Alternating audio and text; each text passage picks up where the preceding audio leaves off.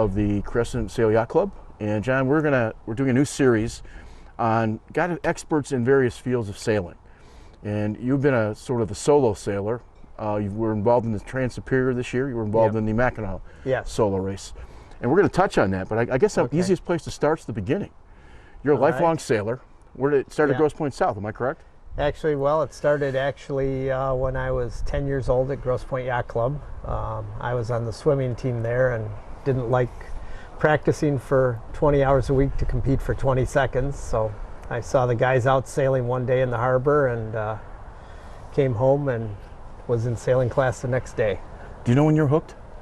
Probably 2 or 3 days after that. And that's been a lifelong pursuit from that standpoint. You sailed in high school. You went through junior sailing. Junior sailing, no, there was no sailing in high school when I was in high school. So started sailing in college, went to Michigan State University and was on the team there for 4 years. I'm curious, where do they sail at Michigan State? At Lake Lansing. Okay. So, and they have a club there on the lake, and we had a good run there. We ended up third in the country one year, and both me and my teammate ended up being All-Americans. Was it a club sport or a varsity sport? Club sport. Okay. Yeah. Which doesn't lend itself any difference. No, back then most of the sailing in college was club sports. There were very few varsity teams. Now it's becoming more of a varsity sport. In those days, what kind of boats did you sail? We sailed flying juniors mostly, but in college sailing you sail whatever the school has that you go to. So 420s, tech dinghies, various boats. Your world of sailing is, with all the expertise you've had, obviously started at a young age. How important is, talk to juniors a little bit, how important is learning sailing at an earlier age?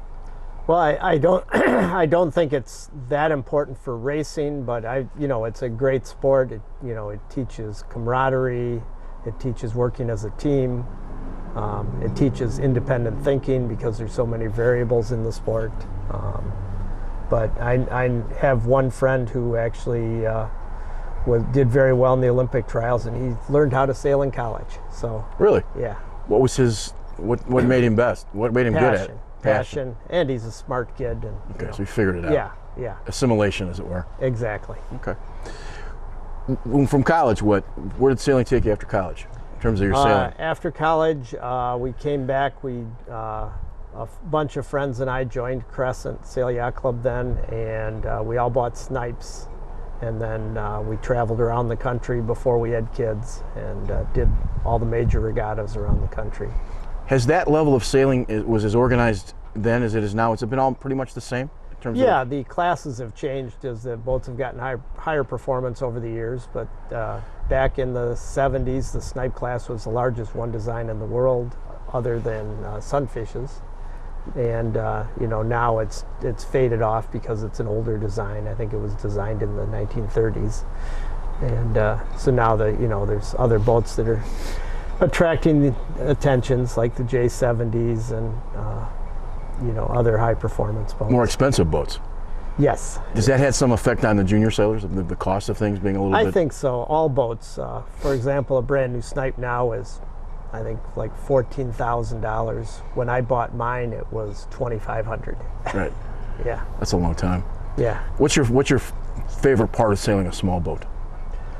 You get to do a lot. It's always you're making a lot of the decisions. If it's a two-person boat, you're working as a two-man team versus the bigger boats that have 8 or 10 people on them, where you're more specialized.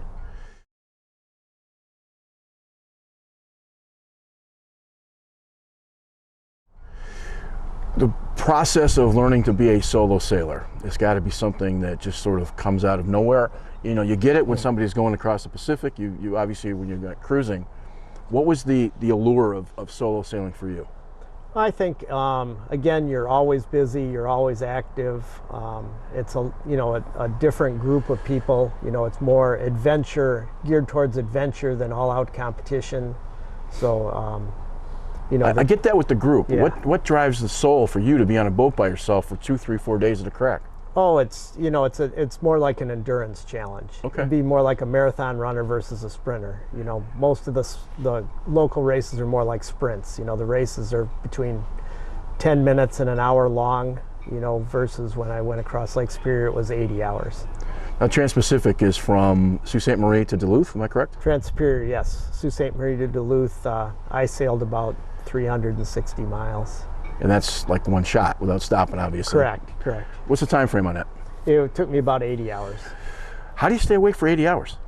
You don't. What I do is I studied what the Navy does in combat situations, and what they do is have their personnel sleep 20 minutes and then get up and then sleep 20-minute intervals.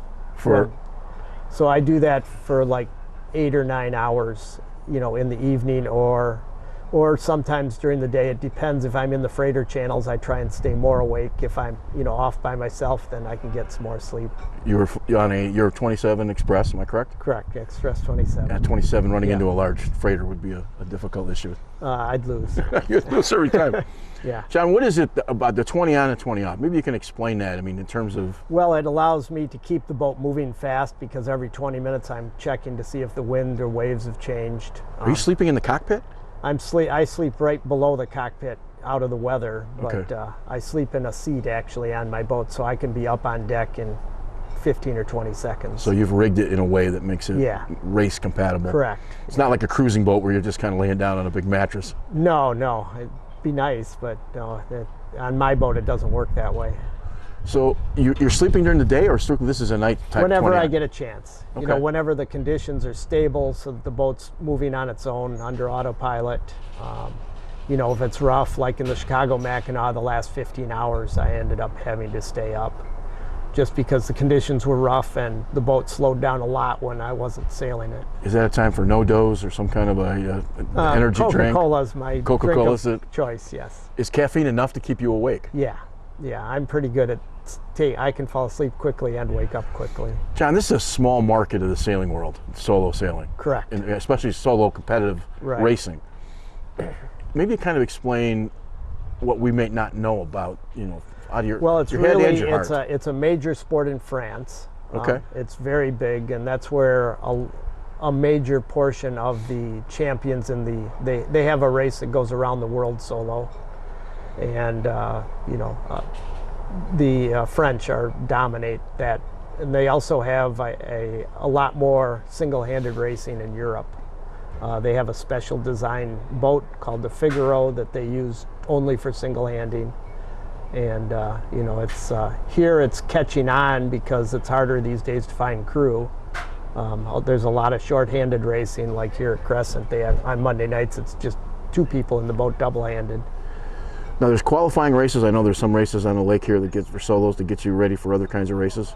Yeah, in order to do the longer races, the Mackinac or the Lake Erie or Lake Ontario races, you have to do a 100-mile sail in over 24 hours and by yourself and keep a log and turn it into the society to get qualified to do the longer races. Okay. Talk a little bit about the society. What is the name of that society? It's the Great Lakes Solo Society, and it's an organization on the Great Lakes, obviously. There's various ones. There's one out in San Francisco, and I think another one on the East Coast. Do you get any time on boat to just chill, to slow down, or is it sort of we go out cruising. No, but I mean, I'm in a race. I guess I'm referring to racing. Not if you want to do well. So it's just you're on, so to speak, for 80 hours. It's like a marathon. So that would be an ultra marathon, though, would it not? 80 hours? Well, maybe not physically, mentally, maybe. Yeah. So there's no time to read a book. There's no time to. I don't. Some of the sailors play music or have headphones on. I don't. I just concentrate on the racing. You like being by yourself? Oh, I like being with friends, and no, I know and that, by but myself. But I like the competition. Is part it a of personal challenge? I guess what I'm asking. Yeah, it's more like adventure. Like people now, adventure racing's a big deal, and Does age? You're 65. You're the same age as I am. But my Right. point to it is an age a factor? A little bit. Takes me about a week to recover from one of the races now, where 5 years ago it took me about a day or two. But there's a guy that just turned, I think he's 88, that just did the Mackinac this year. Wow. So, What's a typical size boat? Mine's one of the smallest. So most of them are larger. Yeah, obviously. most of them, they range between, like mine at 27 feet up to in the Chicago Mackinac this year, there was a 54-footer.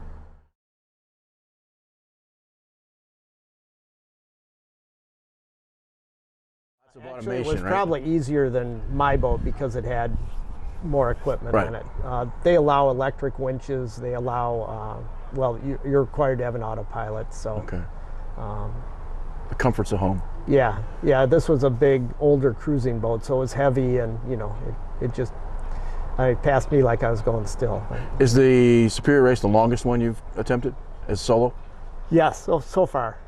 You're looking at maybe some other races? Well, I'm trying to do all 5 Great Lakes. So I've Okay. done 3 of them so far, which is Michigan, Port Huron, and Superior. And then next year I plan to do Lake Erie and Lake Ontario. What's the longest? The Superior longest, I would think? It is, yeah. The Lake Ontario gives you an option to go twice around the race course, which would be 600 miles, but I probably won't do that. And then every other year they have a race that goes from all the way from Port Huron to Chicago nonstop. So that it's called the Over and Back. And then they have one every few years, if anybody signs up for it, that goes from Port Huron to Chicago and back to Port Huron nonstop. And those races take 10 to 15 days. Sure. Where is the society located? There's an office, or do they have? And I guess the other question was, how yeah. many members?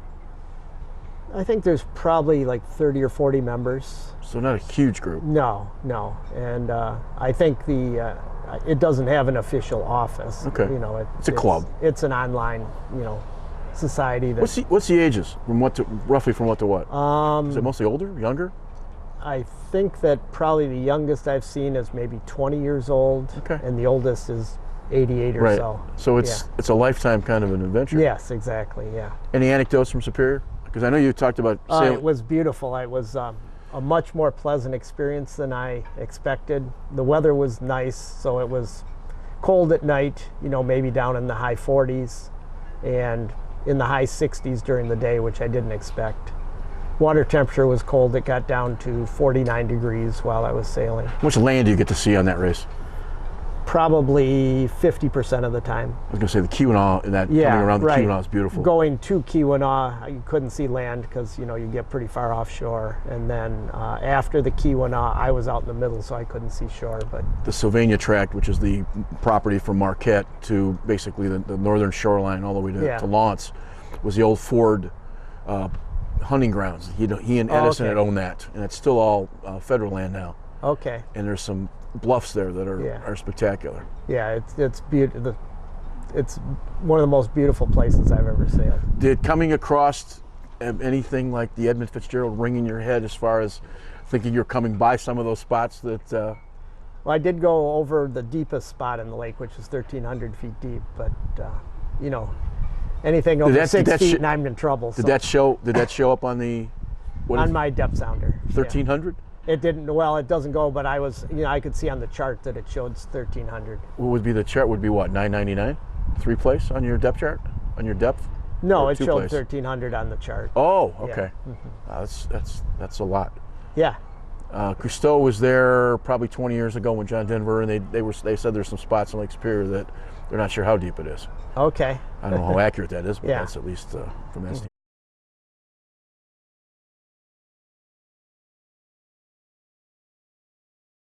Anything special about the boat that you had to get to rig to get it? Well, I set for try and solo? rig everything so that I can make most adjustments from the cockpit without going forward.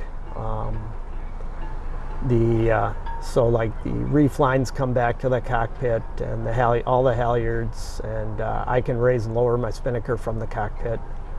So to set a spinnaker, all I have to do is put the pole up, and then everything else I can do from the cockpit. Any solo races you had trouble? I mean, weather trouble? Anything that maybe just like?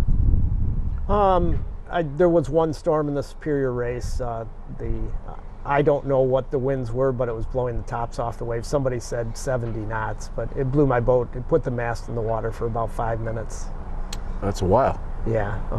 One of the things about solo sailing is that you can't really do too much if you're in a storm because you're by yourself. And so my boat has a head foil and no slides on the mains, so I can't just uncleat the halyards or the sails go in the water.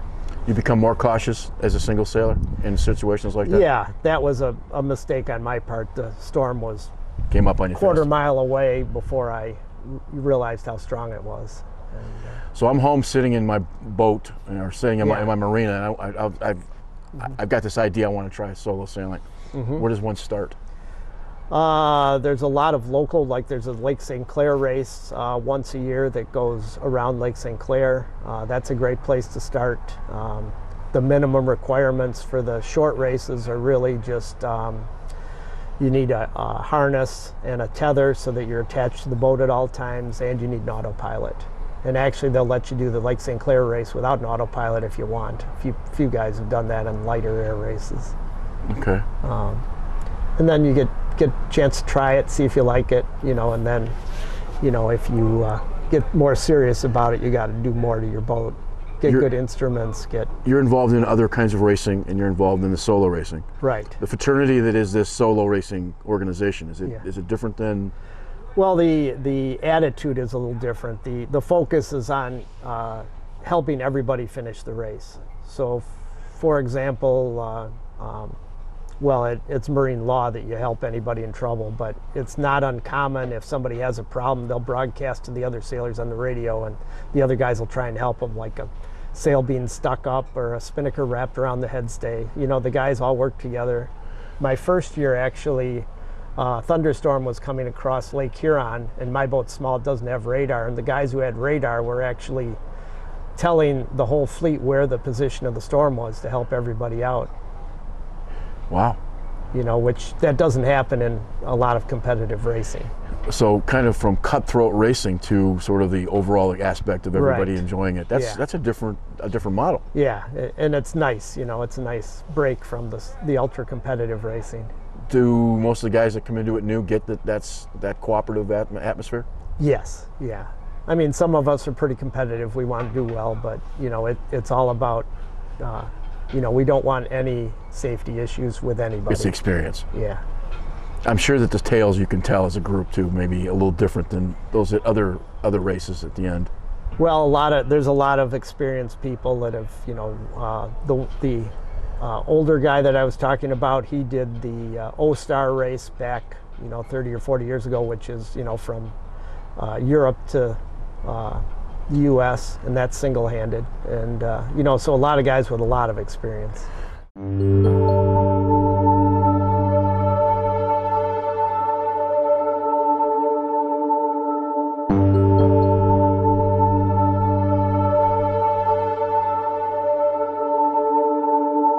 Do the guys in this level of racing, guys and gals, do they at this kind of level, is the commitment to their equipment the same as it might be to Thursday night racing in terms I of the would cost of say sales and those kinds of things? No, they don't.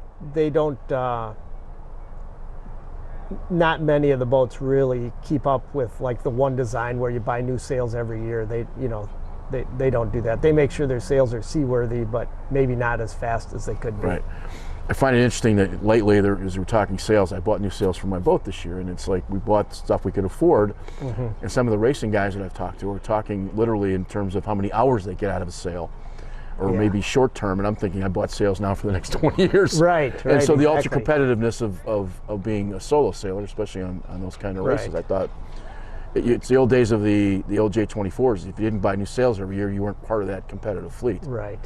Which is not probably this group here. If you're going to race across the ocean or around the world, those guys, their stuff's perfect. In our fleet, a 5-year-old sail is still competitive. In solo sailing, what makes you the happiest? 20 knots downwind. Okay. So full speed. Yeah. Now your son's a college sailor. Correct. Does he vision any solo stuff, or does he just kind of watch Pop and says go? He likes dinghy sailing. So Okay. he does some big boats, but mostly dinghy. He's not at least at this point not going to follow No. Dad's footsteps. Okay, No. that makes some sense. He'll see the light when he gets older. Okay. Anything we don't know about solo sailing that you might want to tell us? Oh, it's a great pastime. You know, you don't need a crew, which saves a lot of the hassle of racing on the weekends. One thing I should ask is the cost. Is there a cost for races, and then maybe what cost to get in the society? The society's very inexpensive. Like, I think it's $50 a year. You know, but to get in, you can't join until you qualify. Right. And once you're in, you're a lifetime member as long as you pay your dues. What's a race for the Superior cost? That was an expensive one, because it was part of the regular race, so we were racing against all the crewed boats also. Right. And so that was like $400. And then they also had GPS trackers that they rented for every boat, just for safety. Okay. And the Chicago and Port Huron ones are about $200 roughly. The question I want to enter all these interviews with is this very simple one. What do you love most about sailing? Just the sport of itself. We're sitting in a second floor overlooking a lake. Right. If you have a problem being, it's a wonderful place to be. But what makes your heart happy as a sailor? Well, I just love being on the water. I always have, and it's so fun to be part of nature, with the wind, the water, all the conditions. Okay. I love both cruising and racing. So cool. Well, I've been talking with John Walton for your time, and certainly best of luck with the rest of the season. All right. Well, thank you. Thank you.